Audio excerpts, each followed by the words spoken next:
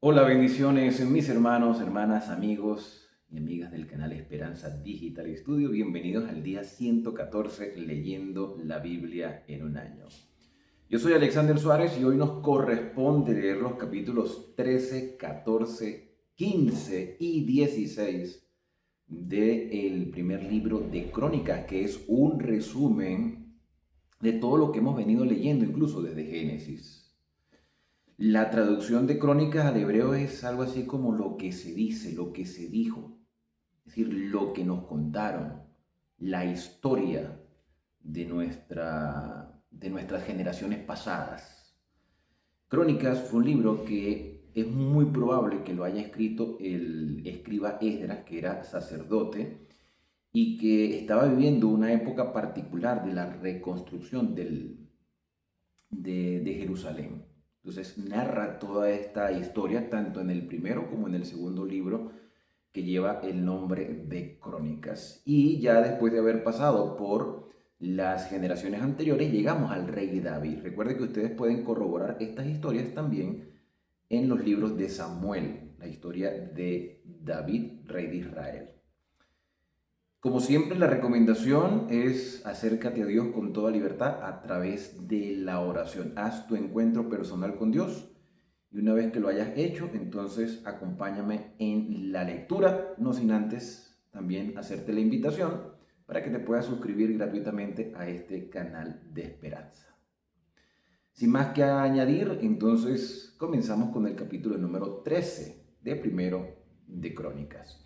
Hay un subtítulo, dependiendo de las Biblias que estemos leyendo, donde expresa que David propone trasladar el arca a Jerusalén. Porque el arca, por lo que hemos venido estudiando, no estaba en el santuario, estaba en la casa de alguien por allí, cuyo nombre en este momento no recuerdo, pero ustedes si recuerdan, colóquenlo en los comentarios en casa de quien se había quedado el arca. Entonces David tomó consejo con los capitanes de millares y de centenas y con todos los jefes, y dijo David a toda la asamblea de Israel: si os parece bien y si es la voluntad de Jehová nuestro Dios, enviaremos a todas partes por nuestros hermanos que han quedado en todas las tierras de Israel, y por los sacerdotes y levitas que están con ellos en sus ciudades y ejidos, para que se reúnan con nosotros. Hay un llamado por parte de David. Recuerden que esto todavía es el reino unificado de Israel, no se había dividido, la división ocurrió en los días del hijo de Salomón. Entonces la propuesta es, versículo 3, traigamos el arca de nuestro Dios a nosotros, porque desde el tiempo de Saúl no hemos hecho caso de ella, nos hemos olvidado del arca. Me parece una cosa terrible que durante tanto tiempo se haya descuidado el arca y el santuario, que era una tienda. Y dijo toda la asamblea que se hiciese así, porque la cosa parecía bien a todo el pueblo. Versículo número 5. Entonces David reunió a todo Israel desde Sior de Egipto hasta la entrada de Hamat, para que trajesen el arca de Dios de Kiriat Jearim. Y subió David con todo Israel a Baalá de Kiriat Jearim, que está en Judá, para pasar de allí el arca de Jehová Dios, que mora entre los querubines, sobre la cual su nombre es invocado.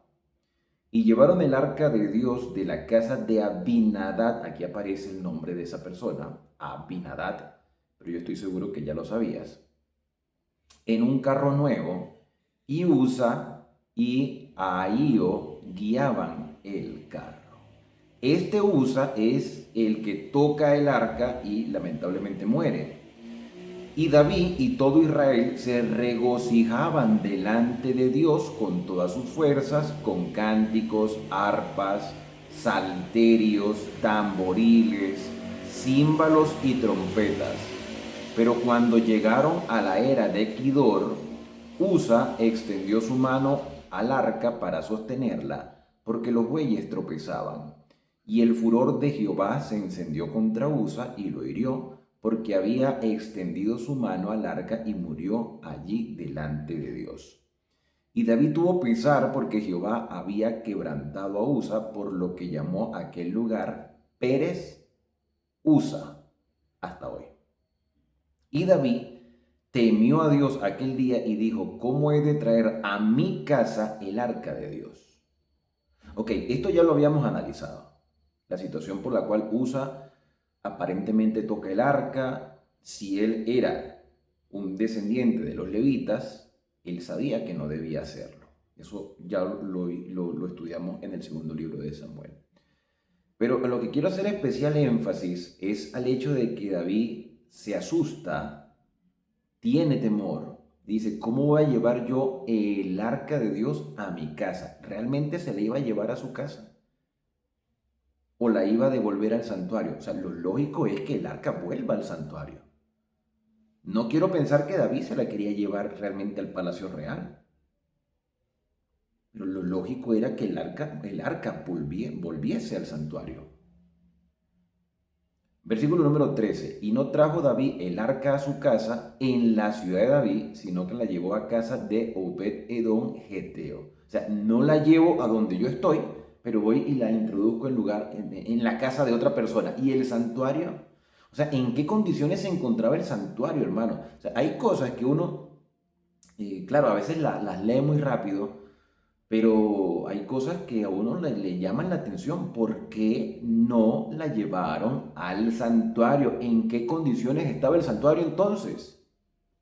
¿Cuál era la función de los sacerdotes en el santuario? ¿Y el sumo sacerdote? O sea, no había un sumo sacerdote que pudiese decir, oye, traigan el arca acá, ¿por qué tanta negligencia? ¿O eran los sacerdotes los negligentes? Aquí ya hay un llamado también para quien vivimos en el siglo XXI con respecto a cosas que se deberían restaurar y por negligencia no lo estamos haciendo. Se debía restaurar el arca al santuario, cosa que no sucedió hasta este momento. No sucedió. Versículo 14, y el arca de Dios estuvo con la familia de Obed-Edom en su casa 3 meses, y bendijo Jehová la casa de Obed-Edom y todo lo que tenía. Si el arca duró una cantidad de tiempo considerable en la casa de Abinadab y nada sucedió, si el arca llega a la casa de Obed-Edom y nada sucedió, más bien Dios los bendecía, porque David tenía temor. David no era perfecto, pero David era un hombre que respetaba a Dios y aún tenía muchas cosas que aprender, como todos tenemos que aprender. Y una de esas cosas que debió haber aprendido David era que el arca debía devolverse al santuario. Ahora, ¿cómo no lo había aprendido? ¿Cómo no se le encendió la chispa para llegar a la conclusión que el arca debía volver al santuario? Para mí, y esta es una opinión muy personal mía, los sacerdotes no estaban cumpliendo sus funciones. Y si los sacerdotes no cumplen sus funciones, entonces todo se vuelve un caos desde el ámbito espiritual por la falta de comprensión de la voluntad de Dios. Y si el día de hoy los líderes religiosos, llámese como se llamen, pastores, ministros, sacerdotes, no sé, el nombre que le pongan en la actualidad, si no cumplen sus funciones, hermano, la iglesia no va a poder restaurar lo que el Señor ha dejado para nosotros. Eso es importante. Y aquí terminamos el capítulo número 13. Pasamos de inmediato al capítulo 14. El subtítulo dice que Hiram envía embajadores a David. Hiram, rey de Tiro, envió a David embajadores y madera de cedro y albañiles y carpinteros para que le edificasen una casa. Y entendió David que Jehová lo había confirmado como rey sobre Israel y que había exaltado su reino sobre su pueblo Israel. Versículo número 3. Entonces David tomó también mujeres, en plural, mujeres. Eso ya lo habíamos visto en Samuel. La poligamia, uno de los errores de David. El hecho de que David sea considerado como un hombre conforme al corazón de Dios, el hecho que David no haya buscado otro Dios, sino Jehová, no quiere decir que David no tenía posibilidad de cometer errores. O sea, la vida de David no es la norma de nuestra vida. David cometió graves errores. Y entre esos errores que cometió que por falta de orientación, porque vuelvo al tema de la negligencia de quienes debían orientar al rey, por falta de orientación, David hizo lo que comúnmente se hacía, tener varias esposas. El hecho de que fuese común no quiere decir que era correcto. Entonces, esto, como les dije al principio, es un repaso de lo que ya estudiamos en los libros de Samuel. David tomó también mujeres en Jerusalén y engendró David más hijos e hijas. Y estos son los nombres de los que le nacieron en Jerusalén: Samúa, Sobat, Natán, Salomón, Ibar, Elisúa, Elpelé, Noga, Nefer, Jafía, Elisama, Beliada y Elifelet. Todos estos nombres, al igual que los nombres que ya estudiamos en los capítulos anteriores, cada nombre tiene un significado especial. De hecho, en estos días que estaba hablando con una hermana que está en Israel, ella me decía o me confirmaba algo que ya yo sabía, pero me lo reconfirmó, y eso me complace saber de que por lo menos he adquirido cierto conocimiento para la gloria del Señor. Y es que todo nombre que termine o que comience con la expresión él, como en el caso de Elisama, todo nombre que comience o termine con él hace referencia al nombre de Dios. Igualmente Elías, Eliseo, Elcaná, Miguel, todos esos nombres hacen referencia al significado de la obra de Dios en nuestra vida. Versículo número 8. Oyendo los filisteos que David había sido ungido rey sobre todo Israel, subieron todos los filisteos en busca de David, y cuando David lo oyó, subió contra ellos. Y vinieron los filisteos y se extendieron por el valle de Refaín. Entonces David consultó a Dios diciendo: ¿subiré contra los filisteos? Bien, David consulta al Señor. Y Jehová le dijo, le pudo haber dicho a través de un sacerdote, le pudo haber dicho a través de un profeta, le pudo haber dicho directamente. Lo cierto es que Dios le dijo: sube, porque yo los entregué en tus manos. Subieron pues a Baal Perasín, y allí los derrotó David. Dijo luego David: Dios rompió mis enemigos por mi mano, como se rompen las aguas. Por esto llamaron el nombre de aquel lugar Baal Perasín. Y dejaron allí sus dioses, y David dijo que los quemasen. David nunca fue idólatra, cosa que lamentablemente Salomón sí cayó en ese error. David nunca fue idólatra, y cuando nosotros analizábamos los errores de David y decíamos que se le conoce como un hombre conforme al corazón de Dios, no fue por ser intachable. Conforme al corazón de Dios es porque, a pesar de esos errores, a pesar de ello, siempre David se aferró al Señor. Y vuelvo y repito, Salomón no lo hizo de esa manera. Salomón se volvió idólatra. Versículo 13. Y volviendo los filisteos a extenderse por el valle, David volvió a consultar a Dios. Y Dios le dijo: no subas tras ellos, sino rodéalos para venir a ellos por delante de las balsameras. Las balsameras son los árboles de bálsamo o de balsa, no sé, es un árbol. Y así que oigas venir un estruendo por las copas de las balsameras, sal luego a la batalla, porque Dios saldrá delante de ti y herirá el ejército de los filisteos. Hizo pues David como Dios le mandó, y derrotaron el ejército de los filisteos desde Gabaón hasta Geser. ¿Quieres obtener victorias en tu vida? En cada aspecto de tu vida, académica, laboral, familiar, social, la que sea. Entonces no dejes de consultar al Señor cada día. Conságrate a Dios cada mañana, haz de eso tu primer trabajo. Versículo número 17. Y la fama de David fue divulgada por todas aquellas tierras, y Jehová puso el temor de David sobre todas las naciones. Y aquí termina el capítulo 14. Pasamos de inmediato al capítulo número 15. El subtítulo dice: David trae el arca a Jerusalén, después que se quedó en la casa de Obed Edom.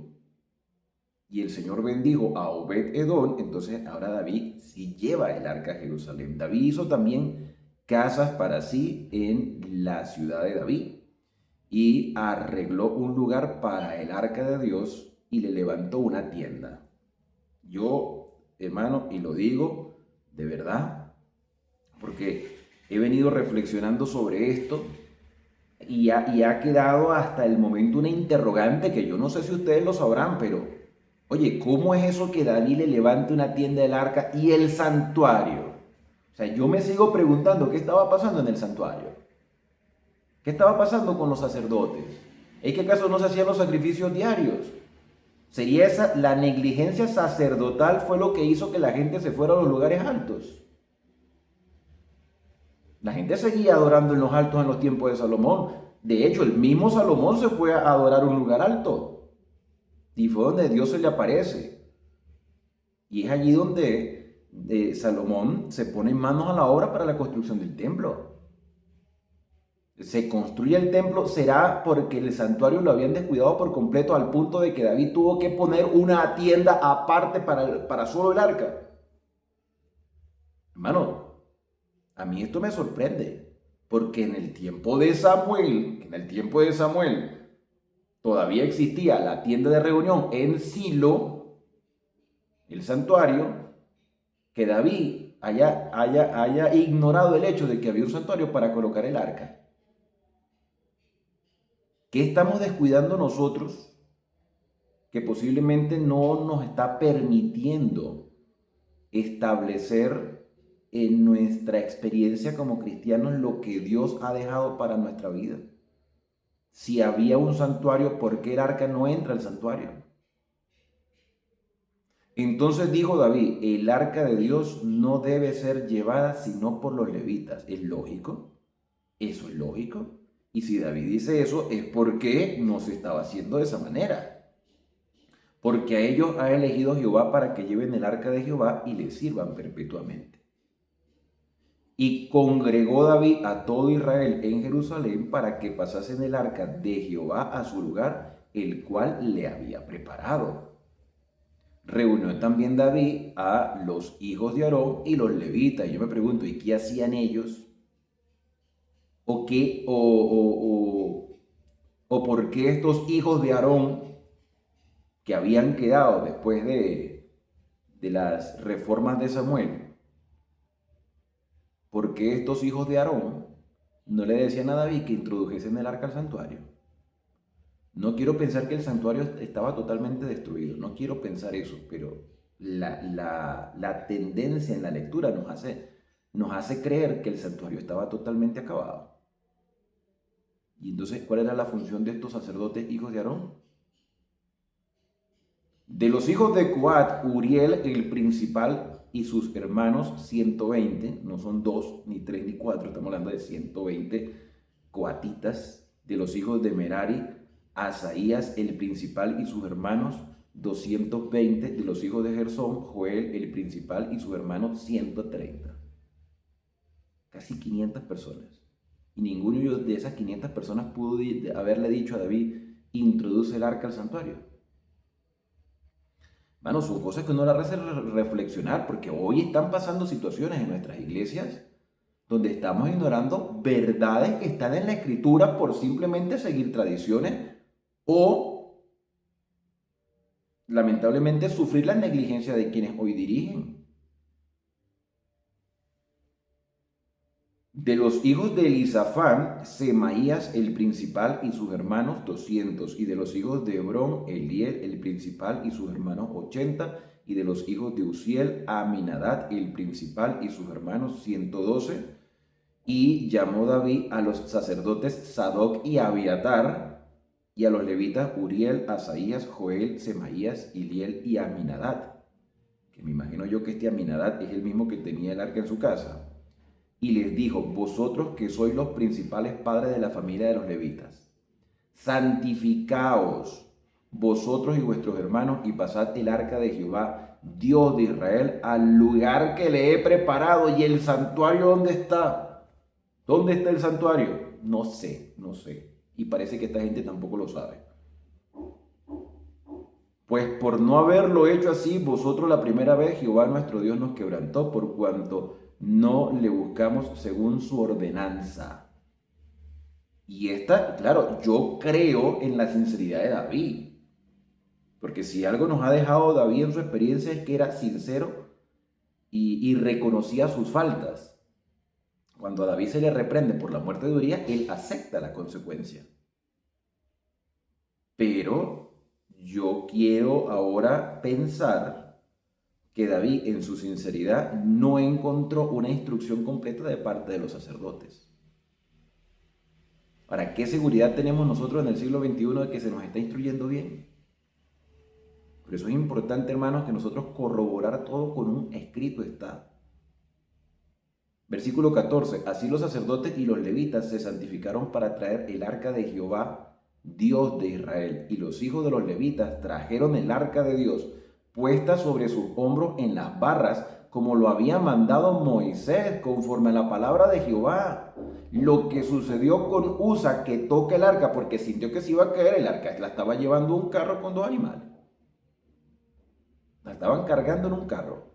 Y aquí nos muestra que lo correcto era que se cargara en varas. Así no corría del riesgo de que supuestamente se podía caer. Asimismo dijo David a los principales de los levitas que designasen de sus hermanos a cantores con instrumentos de música, con salterios y arpas y címbalos, que resonasen y alzasen la voz con alegría. Y los levitas designaron a Gemán, hijo de Joel, y de sus hermanos, a Asaf, hijo de Berequías, y a los hijos de Merari, y de los hijos de Merari y de sus hermanos, a Etán, hijo de Cusaías. Y con ellos a sus hermanos del segundo orden, a Zacarías, Jaasiel, Semiramot, Jaiel, Uni, Eliab, Benaía, Maasías, Matatías, Elifelehu, Mixías, Obed-Edón, el Obed-Edón que tuvo también el arca en su casa, y Jaiel los porteros. Así Hermán, Asaf y Etán, que eran cantores, sonaban címbalos de bronce. Por cierto, en estos días me recordaron que Asaf también fue escritor de salmos. David escribió salmos, Salomón escribió salmos, Moisés escribió salmos. Y Asaf también se destaca por ser escritor de varios de los salmos que tenemos en la Escritura. Y Zacarías, versículo 20, Asiel, Semiramot, Jaiel, Uni, Eliab, Maasías, Benaía, con salterios sobre Alamot. Matatías, versículo 21, Elifelehu, Mignías, Obed-Edom, Jaiel y Azarías tenían arpas afinadas en la octava para dirigir. Los que saben de música, yo no sé de música mucho, para no decir que prácticamente no sé nada. No sé qué es la octava. ¿Habrá un músico? Sí, hay una hermana en México. Ella es música, la hermana Luz. Si está viendo este video, saludo para ti. Quizás en tu comentario me puedas decir qué significa tener el arpa afinada en la octava. No lo sé. También conozco un hermano que es pianista, pero el hermano Andrés Suárez, el profesor Andrés, si alguno de ustedes y otros que sepan de música me puedan decir qué significa estar afinado el instrumento en la octava para dirigir, sería muy grato saberlo. Sería muy interesante conocer eso, porque David era músico y seguramente el que escribió estos relatos también era músico. Yo digo que era Esdras el escriba era también un levita, un sacerdote, seguramente sabía algo de música. De hecho, la música debe formar parte de la experiencia del crecimiento cristiano. Versículo número 22. Y que Ananías, principal de los levitas en la música, fue puesto para dirigir el canto, porque era entendido en ello. Y esto es interesantísimo, hermanos, porque bien decíamos en un capítulo anterior aquí en Crónicas, que los músicos en los ministerios deberían ser igual o más consagrados que quienes predican la palabra. Porque la música también es una predicación. Las personas pueden tener el deseo de alabar, pero si no tienen un entrenamiento y un conocimiento de música, no lo van a hacer de manera adecuada. Se deben tener los dos requisitos. Se debe tener la experiencia espiritual y se debe tener el conocimiento, tanto en la dirección de canto como en el toque de los instrumentos. Y eso requiere práctica, eso requiere estudio, eso requiere inversión. Invertir en clases, en la preparación. No es simplemente voy a adorar porque me nace adorar. Sí, está bien. Pero si recibes el entrenamiento, va a salir mucho mejor. Y va a ser más atractivo, tanto para quien lo escucha, como para la adoración al Señor que lo recibe. Versículo número 23. Berequías y Elcana eran porteros del arca, cada uno tenía su ministerio. Y Sebaías, Josafat, Natanael, Amasías, Zacarías, Benaía y Eliezer, sacerdotes, tocaban las trompetas delante del arca de Dios. Estos son los chofarot, ¿ok? Una trompeta, un chofar. Obed-Edom y Jeías eran también porteros del arca. David, pues, y los ancianos de Israel, los capitanes de millares, fueron a traer el arca del pacto de Jehová, de casa de Obed-Edom, con alegría. No simplemente por compromiso, sino con alegría. Había gozo por lo que se estaba realizando. Y ayudando Dios a los levitas que llevaban el arca del pacto, sacrificaron 7 novillos y 7 carneros. Mira, hay cosas que evidentemente no están bien. La poligamia de David y la negligencia de colocar el arca en el santuario, porque ya no sé ni siquiera dónde está el santuario.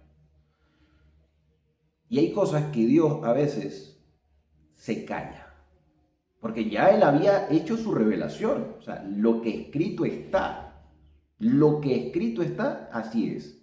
Y lo ha dejado allí. Tú y yo tenemos la Biblia.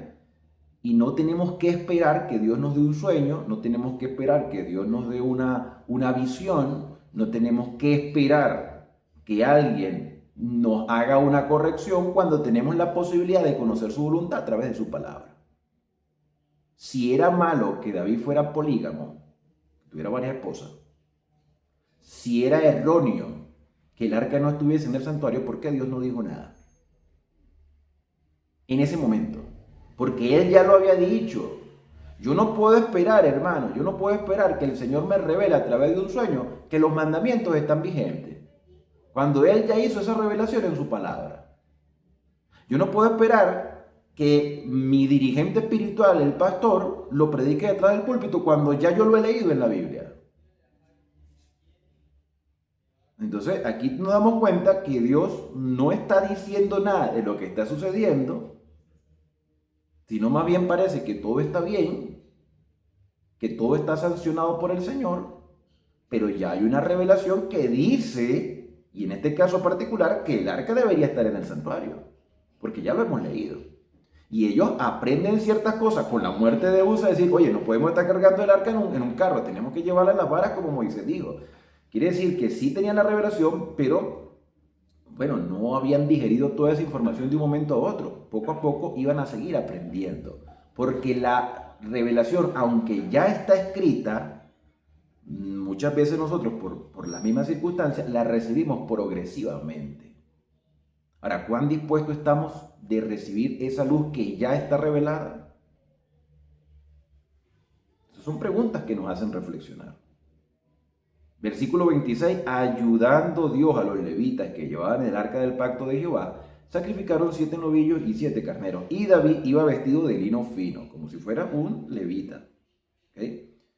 Y también todos los levitas que llevaban el arca, y asimismo los cantores, y Kenanías era maestro de canto entre los cantores, maestro de canto. Yo no sé si ustedes se han percatado que una y otra vez se le da más importancia a la adoración. Maestros de canto, gente preparada, instrumentistas, sacerdotes cantores. Llevaba también David sobre sí un efod de lino. No sé qué tan correcto haya sido que David se vistiera de esa manera. No hay un reclamo por parte del Señor, pero no sé qué tan correcto era, y yo creo que por su posición como rey nadie le iba a decir nada, que David estaba vestido de lino con un efod como si fuera un sacerdote, cuando David no era sacerdote. Bueno, cosas que pasan, cosas que pasaron y cosas que pasan el día de hoy. Que aunque estén pasando no quiere decir que sean correctas. De esta manera llevaba todo Israel el arca del pacto de Jehová con júbilo y sonido de bocinas y trompetas y címbalos al son de salterio. Salterio es un instrumento de cuerda. Y arpa. Salterio y arpa, no salterío, porque la gente piensa que brincar y hacer escándalo. Pero cuando el arca del pacto de Jehová llegó a la ciudad de David, Mical, hija de Saúl, esta historia también la habíamos visto antes, mirando por una ventana, vio al rey David que saltaba y danzaba y lo menospreciaba en su corazón. Miren, hermanos, aquí se habla de que David danzaba. ¿Qué es la danza? No puedo comparar la danza con el baile. Una danza es la manifestación de adoración a Dios con el cuerpo en un evento espiritual. La manifestación de la adoración a Dios con el cuerpo.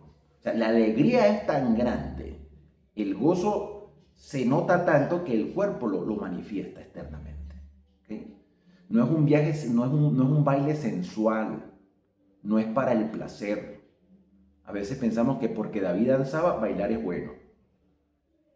El baile, como nosotros lo entendemos, y más en este contexto en el cual estamos viviendo, y quienes somos latinos, vemos más el baile como placer. Pero la danza era exclusivo para la adoración a Dios. Es decir, la alegría, el gozo que sentía la persona hacía que se moviese su cuerpo en adoración al Señor. ¿Okay? A veces vemos presentaciones de supuestas danzas, yo no voy a decir si son buenas o malas, pero digo supuestas, porque pareciera más que se motiva a ver la danza que a participar de ella. Póngale cuidado. Se presenta más como un show, no sé si la palabra show sea correcto, porque algunos quizás se ofendan, pero lo que quiero decirles es que las danzas en nuestras iglesias muchas veces se muestran más como un espectáculo, como algo que se ve, que algo por lo que se debe participar. Y yo no quiero que nos vayamos a ninguno de los extremos, quiero que analicemos la situación. Porque por otro lado se promueve el desorden y por otro lado la en demasía reverencia o solemnidad que raya hasta el punto no sé, de la apatía. Tiene que haber un equilibrio. Tiene su momento de adoración, tiene su momento de alabanza, tiene su momento de alegría, tiene su momento de solemnidad. Y yo no puedo dejarme llevar simplemente por el sentimiento, sino que tiene que haber una unión de alegría y fundamento de fe, es decir, convicción y gozo. Y David tenía todo eso. David estaba convencido de lo que estaba haciendo y sentía gozo y lo expresaba. Lamentablemente Mical no lo canalizó de esa manera porque ella no estaba viviendo lo que estaba viviendo David. Ella no lo canalizó de esa manera. Y así llegamos entonces al capítulo número 16. Así trajeron el arca de Dios y la pusieron en medio de la tienda que David había levantado para ella y ofrecieron holocausto y sacrificio de paz delante de Dios. ¿En qué altar del holocausto hicieron estos sacrificios? Pregunto yo, no sé. No sé si hicieron un altar de piedra, pero lo correcto hubiese sido en el altar del sacrificio del santuario. Y cuando David acabó de ofrecer el holocausto y los sacrificios de paz, bendijo al pueblo en el nombre de Jehová y repartió a todo Israel, hacia hombres como a mujeres, a cada uno una torta de pan, pues hizo provisión de comida para todos, una pieza de carne y una torta de pasas, y puso delante del arca de Jehová ministros de los levitas para que recordasen y confesasen y lo hacen a Jehová, Dios de Israel. Asaf, el primero, el segundo después de él Zacarías, Jehiel, Semiramot, Jehiel, Jehiel, uno es con H y otro sin H en castellano, Matatías, Eliab, Benaías, Obed-Edom y Jehiel. Parece que había varios Jehiel, con sus instrumentos de salterios y arpas, pero Asaf sonaba los címbalos. También címbalo, si no me equivoco, por eso yo le pregunto a los músicos, a los que saben de música. Creo que címbalo es un instrumento de percusión. También los sacerdotes Benaías y Jaasiel sonaban continuamente las trompetas delante del arca del pacto de Dios. Entonces tenemos, si no estoy equivocado, ustedes me corregirán, tenemos instrumentos de cuerda como salterios y arpas, tenemos los címbalos como instrumentos de percusión y tenemos las trompetas, los chofares, como instrumentos de viento. Versículo número 7. Entonces en aquel día, toda una orquesta.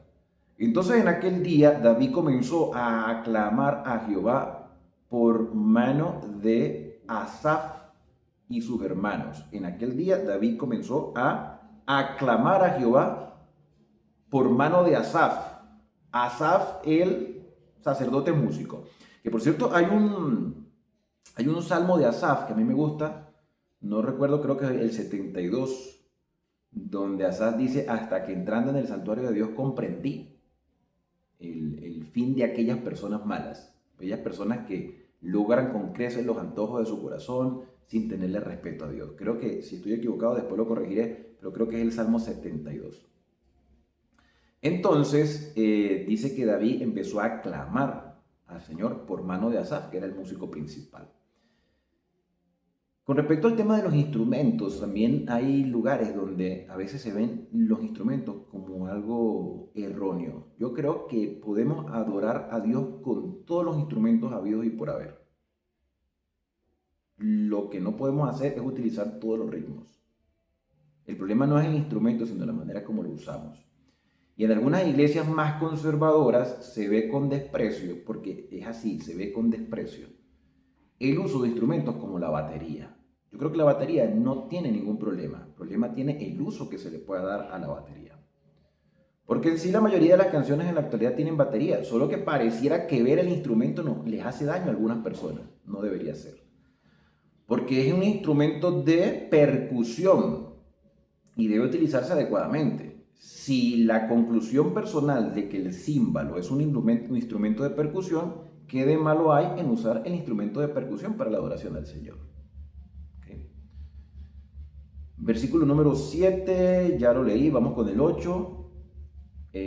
Por cierto, que esta parte ya final, bueno, final no, esta parte que viene a continuación, si no me equivoco, hermanos, y ustedes pueden corroborarlo, si no me equivoco, está entre el Salmo 105 y el Salmo 106. Es como que si estos dos salmos, que están en el libro de Salmos, estuviesen aquí como parte de la historia de David en este contexto. ¿Okay? Entonces están allí los salmos incluidos y se entonó por medio de Asaf. ¿Y qué dice el salmo? Alabad a Jehová, invocad su nombre, dad a conocer en los pueblos sus obras, cantad a él, cantadle salmos, hablad de todas sus maravillas, gloriaos en su santo nombre, alégrese el corazón de los que buscan a Jehová. Buscad a Jehová y su poder, buscad su rostro continuamente. Haced memoria de las maravillas que ha hecho, de sus prodigios y de los juicios de su boca. Oh vosotros, hijos de Israel, su siervo, hijos de Jacob, sus escogidos. Jehová, Él es nuestro Dios. Sus juicios están en toda la tierra. Él hace memoria de su pacto perpetuamente, perpetuamente para siempre. Su pacto es un pacto eterno, hermanos. Y de la palabra que Él mandó por 1000 generaciones, del pacto que concertó con Abraham y de su juramento a Isaac, el cual confirmó a Jacob por estatuto y a Israel por pacto sempiterno, diciendo: a ti daré la tierra de Canaán, porción de tu heredad. Tú sabes que el tema del pacto es muy interesante, pero lamentablemente no se ha comprendido de forma correcta en algunas partes. Y cuando digo algunas partes me refiero a algunos creyentes. Resulta que el pacto es un compromiso de relación y que el pacto evidentemente tiene sus etapas. ¿Okay? Cuando Dios establece el pacto con Noé, el pacto era: no voy a destruir más la tierra con agua. Y Dios ha mantenido el pacto. Cuando el pacto se establece con Abraham, cuya señal era la circuncisión, el compromiso era que las siguientes generaciones supiesen que a través de Abraham vendría la simiente prometida, porque a través de Abraham serían benditas todas las familias de la tierra. Entonces, la señal del arco iris y la circuncisión son muestras de compromiso. Pero el principio del pacto es el mismo, un compromiso de relación. Cuando se establece el escrito de los 10 mandamientos en el monte Sinaí, no quiere decir que ese escrito era exclusivo para Israel. El escrito es la evidencia del compromiso, así como es evidencia el arco iris y como en la carne era la circuncisión, así las palabras escritas de Dios en tablas de piedra indicaban que su palabra era eterna, fuerte, sólida. Cuando Moisés parte las tablas de piedra, porque evidentemente se van a partir al caerse, Dios las manda a restaurar y se vuelve a hacer unas tablas y ven y yo las escribiré nuevamente con mi dedo. A veces pensamos que el antiguo pacto es antiguo porque sea viejo y obsoleto. No, es antiguo porque hay una renovación de un pacto que lamentablemente Israel no cumplió las condiciones. El Señor lo renueva. El nuevo pacto es la renovación de todo lo que hemos venido estudiando. Hermano, entonces usted es circuncidado. A ver, la circuncisión es una señal, pero de nada sirve estar circuncidado en la carne si antes no estoy circuncidado del corazón. Es una señal, es un símbolo. ¿Ok? Tiene que haber una circuncisión espiritual, tiene que haberla. Y de nada sirve que yo deje de trabajar los Shabbat si no tengo un disfrute de ese Shabbat en comunión con el Señor. ¿Te das cuenta de la diferencia? O sea, la circuncisión y el Shabbat, que forman parte de las etapas del pacto, aunque el Shabbat se estableció en un mundo sin pecado, pero hago la referencia a ello porque sé que muchos me preguntan, de nada sirve la exteriorización si nosotros no disfrutamos de ese pacto de compromiso o ese compromiso de relación. De nada sirve. De nada sirve estar circuncidado en la carne si mi mente está totalmente alejada de Dios. De nada sirve que yo guarde el sábado si mi mente y mis impulsos no disfrutan de lo que el Señor ha dejado para nosotros. ¿Okay? Se habla de una circuncisión espiritual, aunque la circuncisión física le hace muy bien a cualquier hombre. La circuncisión espiritual hace más. El descanso nos hace bien a todo cualquier día de la semana, pero hacerlo en el día que Dios estableció nos hace mucho mejor. Continuando con la lectura, pues estamos hablando del tema del pacto aquí en esta expresión del Salmo 105, Salmo 106. El Señor confirmó, versículo 17, a Jacob por estatuto, a Israel por pacto sempiterno, diciendo, a ti daré la tierra de Canaán, porción de tu heredad.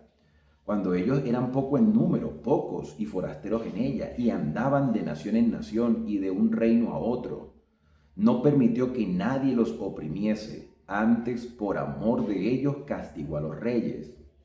No toquéis, dijo, a mis ungidos, ni hagáis mal a mis profetas. Cantad a Jehová toda la tierra, proclamad de día en día su salvación. Cantad entre las gentes su gloria y en todos los pueblos sus maravillas. Porque grande es Jehová y digno de suprema alabanza y de ser temido, es decir, respetado sobre todos los dioses. Los otros dioses no existen, solo Él. Porque todos los dioses de los pueblos son ídolos, mas Jehová hizo los cielos. Esos ídolos, ellos podrán estar allí, pero no son realidad. El que creó todo esto es Jehová, el Señor Adonai Elohim. Alabanza y magnificencia delante de Él, poder y alegría en su morada. Tributad a Jehová, oh familias de los pueblos. Dad a Jehová gloria y poder. Dad a Jehová la honra debida a su nombre. Traed ofrenda y venid delante de él, postrados delante de Jehová en la hermosura de su santidad. Temed en su presencia toda la tierra. El mundo será aún establecido para que no se conmueva. Esto es verdad, hermanos. Esto es verdad. Nosotros estamos aquí es por la gracia del Señor. ¿Por qué la Tierra no se sale de su órbita? Si venimos de un proceso supuestamente evolutivo. La Tierra puede salirse de su órbita y punto, pero no lo hace. Porque Dios establece esas leyes naturales para que la tierra no sea conmovida. Versículo 31, alégrense los cielos y gócense la tierra, y digan de las naciones, Jehová reina. Resuene el mar y su plenitud, alégrese el campo y todo lo que contiene, entonces cantarán los árboles del bosque delante de Jehová. La naturaleza, como dice el Salmo 19, los cielos cuentan la gloria de Dios y el firmamento anuncia la obra de sus manos. Pero más que hablar de la naturaleza, los árboles hacen referencia a los hijos de Dios que dan sus frutos espirituales. Versículo número 34, aclamad a Jehová porque Él es bueno, porque su misericordia es eterna. Y decid, sálvanos, oh Dios, salvación nuestra. Recógenos y líbranos de las naciones, para que confesemos tu santo nombre y nos gloriemos en tus alabanzas. Bendito sea Jehová, Dios de Israel, de eternidad a eternidad. Y todo el pueblo dijo, amén, alabado sea Jehová. Después de haber escuchado estas palabras tan maravillosas de exaltación al Señor y todo lo que el Señor ha hecho por su pueblo, pues la respuesta es obvia. Amén, alabado sea Jehová. Esa es la reacción que debemos tener nosotros.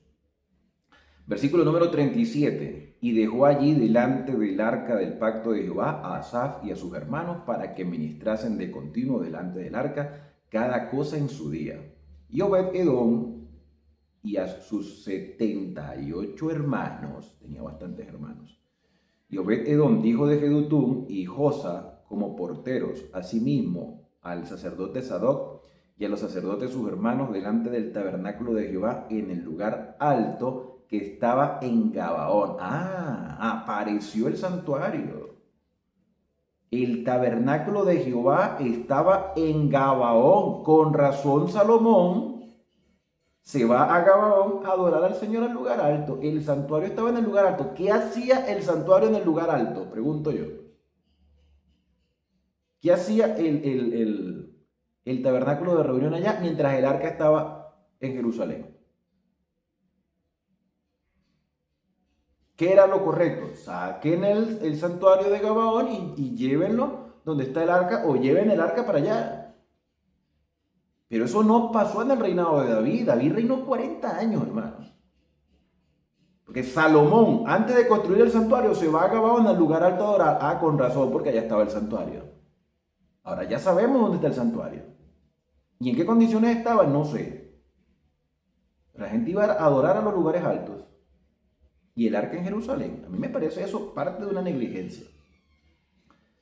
Pero bueno, es fácil juzgar a los israelitas y a David y a todos ellos, pero quizás nosotros estamos haciendo cosas similares.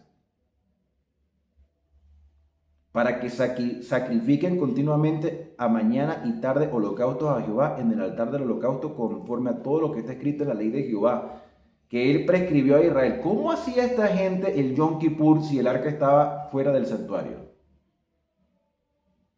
Y con ellos a Gemán, a Jedutún y a los otros escogidos declarados por sus nombres para glorificar a Jehová, porque es eterna su misericordia. Eso es verdad también. La misericordia de Dios es eterna. Y es tan grande la misericordia del Señor que si no fuera por esa misericordia ya los hubiese acabado a toda esa generación que está haciendo estas cosas medianamente entre bien y mal.